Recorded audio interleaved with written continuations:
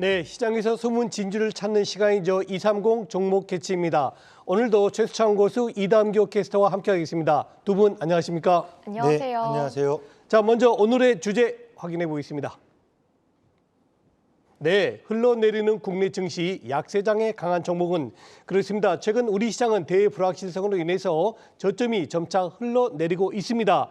현 시장을 바라보는 시각도 양비론이 갈라지고 있습니다. 자, 과연 이런 상황에서는 어떤 투자 전략 그리고 어떤 관심주를 가져야 될지 깊이 있게 진단해 보겠습니다. 먼저 지난 2월 24일 러시아가 우크라이나를 침공한 이후에 외국인과 기관들의 주요 매매 종목을 이담규 캐스터가 전해주겠습니다. 러시아의 우크라이나 침공 이후 국제 유가가 연일 급등하고 있습니다. 핵 위험의 우려까지 고조되면서 투자 심리가 꽁꽁 얼어붙은 상황인데요. 우크라이나 침공일 이후 국내 증시의 수급 그리고 외인과 기관의 매매 상위 종목 알아보겠습니다. 먼저 국내 증시의 수급부터 보겠습니다.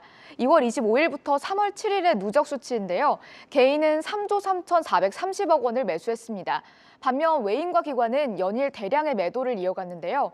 6거래일 동안 외인은 약 1조 9,822억 원을, 기관은 약 1조 4,447억 원을 팔아냈습니다. 국제 유가가 이미 배럴당 120달러를 돌파했죠.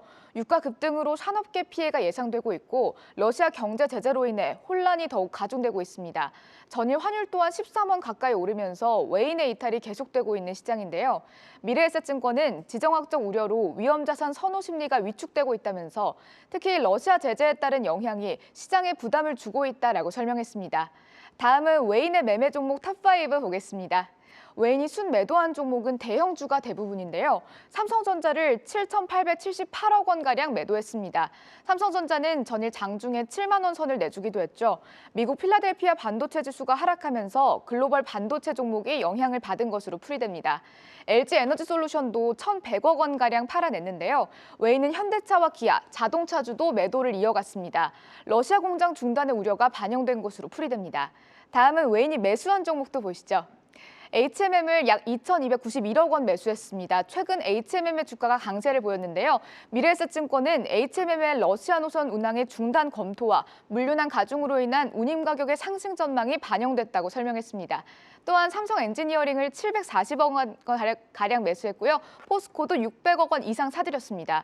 포스코는 54년 만에 지주회사 체제로 전환했죠. 해외 투자를 늘리는 등 적극적 행보를 이어가고 있습니다. 하나에어로스페이스와 한국항공우주 등 방산주도 외인이 매수에 나섰는데요. 각각 595억 원, 414억 원가량 사들이는 모습이었습니다. 다음은 기관이 매매한 종목 탑5 보시죠.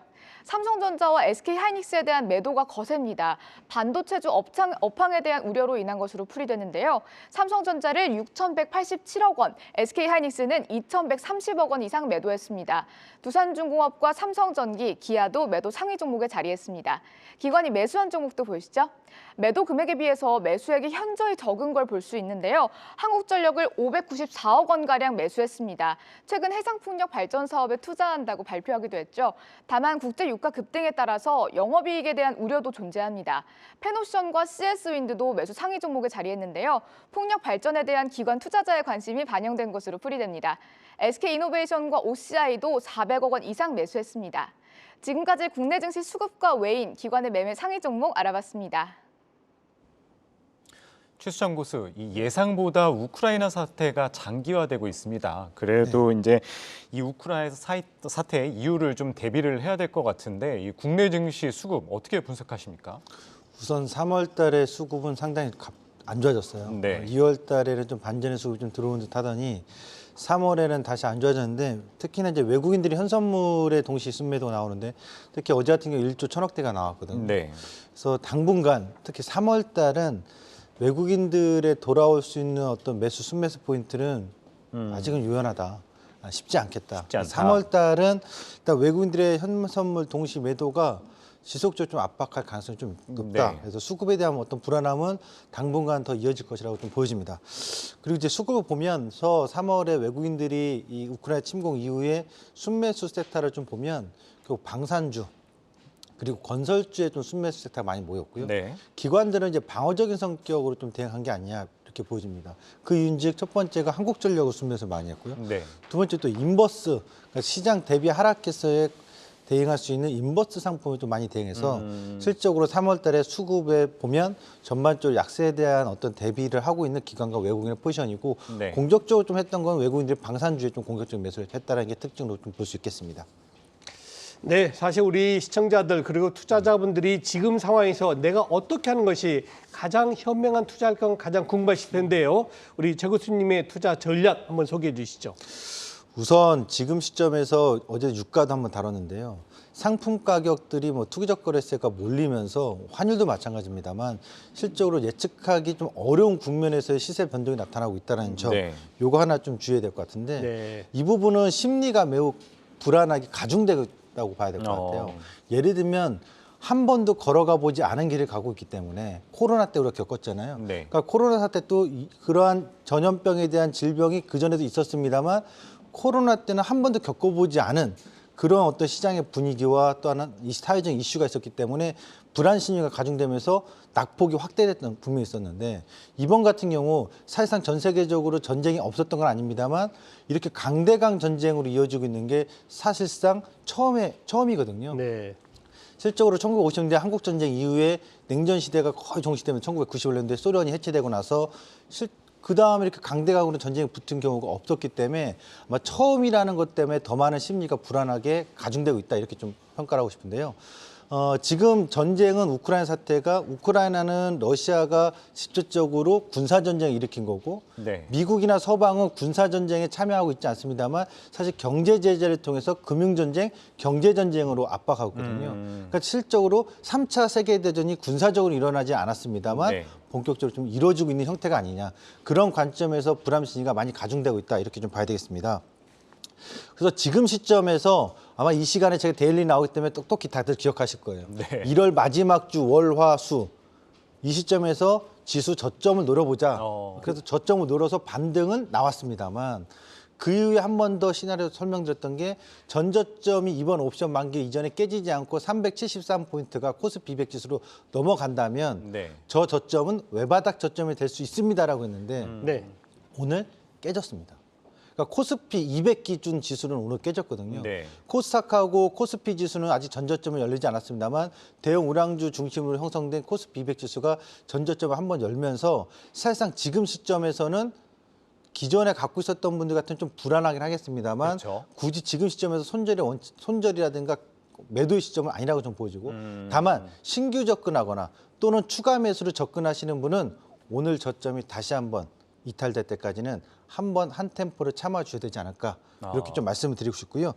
그 과정에서 이유는 결국 지금 심리가 불안한 과정 속에서 글로벌 증시에서의 어떤 경제 시스템에다가 금융 시스템 기업들도 실적으로 재고 같은 경우 구매 부분이 있어서 네. 전반적으로 새롭게 재편하는 시스템 구조에 있어서 과도기 국면이 좀 있기 때문에 지금 시점에서 그런 심리에 있어서 좀 템포를 조절하면서 한 템포 전저점이 좀 더 열린다 하더라도 그 저점을 좀 기다리는 포인트가 중요하겠다 이렇게 좀 말씀드리겠습니다. 네, 그렇다면 230 종목 캐치에 오늘 최수찬 고수가 캐치한 종목 무엇인지 화면 통해 만나보시죠. 네, 한미약품입니다.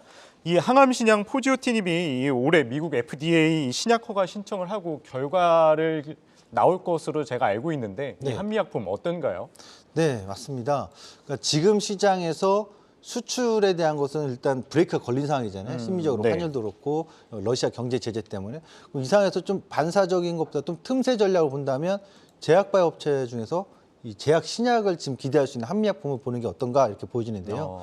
실적으로 뭐 러시아의 전쟁하고 한미약품 신약 개발하는 거 전혀 상관은 없는 그렇죠. 상황이니까요. 한미약품 같은 경우 올해 FDA 연내 승인권이 2건이 있습니다. 항암 신약이. 하나는 롤론티스라고 해서 호중구 감소증 신약이 있고 또 하나는 포지오틴이라고 해가지고 폐암이죠. 폐암 네. 관련된 항암 신약이 있는데 이 2건인데 하나 포지오틴 같은 경우는 11월 24일 올해 연내 최종 결정 여부가 예정이 되어 있고요. 네. 상반기에는 빠르면은 지금 롤론티스가 있는데 이 롤론티스 같은 경우도 글로벌 신약으로서 시장성이 한 4조 원대가 전망이 되기 때문에 요 2건 중에 2건이 다 통과된다면 한미약품을 하반기에 큰 기대감을 갖고 상승할 수 있는 모멘텀이 될 수 있겠다 이렇게 보셨으면 좋겠고요. 또 한 가지는 한미약품이 기존의 테바사하고 그 파트너사하고의 판권을 회수하면서 실질적으로 미국에서의 지금 정형외과 쪽에서의 영향력 있는 아스렉스라는 회사를 통해서 이번에 히알루마라는 골관절 치료제 주사제를 공급 판매를 합니다. 네. 그런 점에서 올해 실적이 좀 더 전망이 좋아질 것으로 보여지고 작년에 전통적인 어떤 제약사들, 바이오 회사들이 아닌 제약사들의 실적을 보면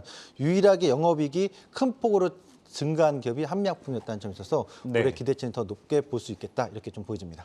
네, 알겠습니다. 지금까지 최수창 고수와 함께했습니다. 말씀 고맙습니다. 네, 방금 전에 최수창 고수께서 전 저점이 무너졌다고 했는데요. 이해를 돕기 위해서 제가 잠깐 소개해드리겠습니다. 종합주가지수는 지난번 1월 말에 2,591포인트고요. 오늘 저점 무너지지 않았습니다.